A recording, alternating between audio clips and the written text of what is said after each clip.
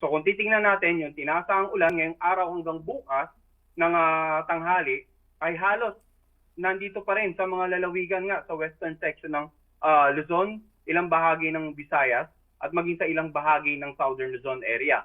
Yung kulay pula po, more than 200 millimeters of rain. Yung orange naman is 100 to 200 millimeters of rain. And yung yellow, 50 to 100 millimeters of rain. Gaya nga na nabanggit ko nitong kanina, may mga ilang araw na yung tayong pag-ulan, may mga lugar na binaha, at meron po, lalong-lalo sa mga malapit sa paanan ng bundok, nandiyan pa rin yung banta ng mga biglang pagguho ng lupa. Dahil kahit sabihin natin mahina hanggang sa katamtaman ng pag-ulan, kung ilang araw na pong nababad yung lugar nyo sa pag-ulan, ay posibleng malambot na yung mga bahaging kalupaan.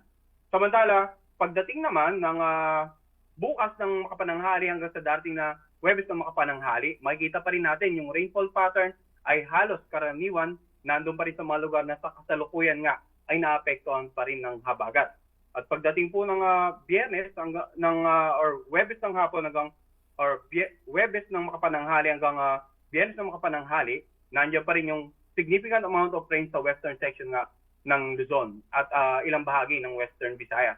Kaya patuloy pa rin po yung paalala natin, no? Bagamat wala na tayong bagyo, nandiyan pa rin yung pinag-ibayang habagat at yung dalawang low pressure, posibleng maging bagyo na siyang magpapaibayo pa muli ng habagat sa susunod na 2 hanggang 3 araw. We're expecting